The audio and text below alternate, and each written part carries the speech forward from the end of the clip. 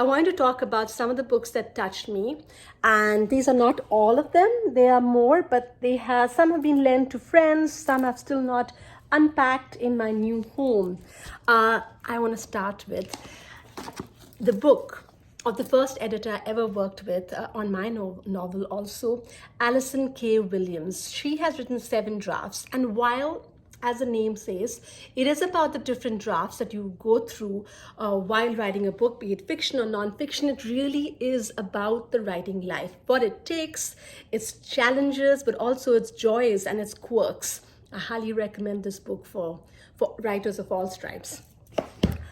Another Allison in my life is a friend on social media, Allison Hong Merrill, and she is Taiwanese American. And this book is a memoir which is based on her experiences in Taiwan, the difficult childhood that she has, a difficult relationship with her mother, but also her struggle as a young immigrant woman who doesn't speak English clearly, and of course learns, and eventually she's written this book in English.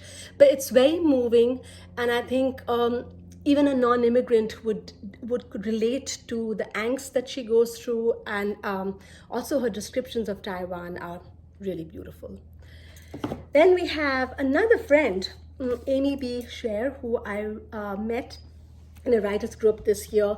This Is How I Saved My Life is beautifully written, also very funny, and her portrayal of India was fun for me to read because she was writing from the point of view of an outsider who goes to India for an experimental treatment on for her Lyme disease, and describes India through her eyes. And me being Indian, just reading that description and being able to relate to some of those things with very unique Indianisms was a lot of fun. And while this book is about healing, her voice is just so much fun to be with. And there are many reasons why she's called an accidental guru. You've got to read this. A book that I just finished reading, We Are Speaking, by Hita Palepu. This book, weaves in life lessons of Hita in terms of being an entrepreneur, being a leader, and it takes the life lessons of Kamala Harris and weaves it with her own to give voice, especially to women of color, and tips on how to speak up. Very important. Another favorite, my favorite author actually, and there's Midi in the background saying hello with her swishing tail. So Neil Gaiman, all-time favorite author of mine. I keep returning to this book. It's short and swift. It could be read by children, and it could be read by adults.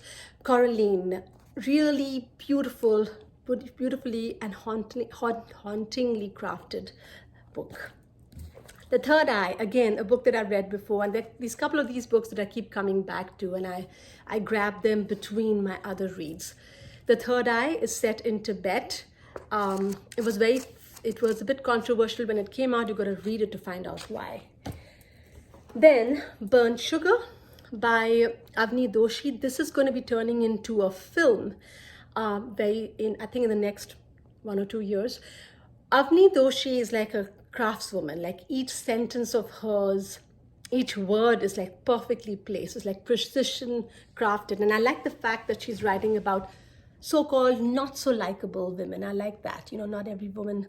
There's a tendency in literature to write more likable women. They're real women. They may not be likable. There lies the power, actually. Be Here Now, which is a book that you could just pick up to read one page. Just gives you food of thought by Ram Das.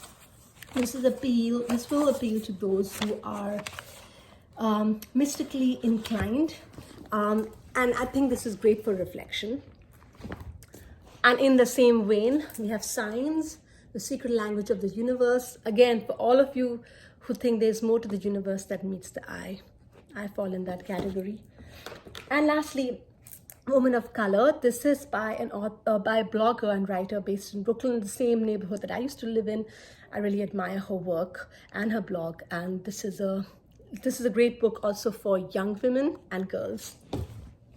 And here are books that I've sort of started reading, but I'm not done yet, and I hope to be done I think I might finish one or two before the year ends. That would be my aim, but I'm not sure whether I'll achieve that fully. And another book that I want to mention before I sign off is Swing by Ashley Renard. I've lent it to a friend, but this book should be read by all married women. It gives voice to things that we are often afraid to say. It's sexy, it's provocative, but it's also mystical in many ways. There's a running theme in the books that I like. Yeah, that's it. I hope you have have had a great reading year, and also will enjoy some of these books in 2022.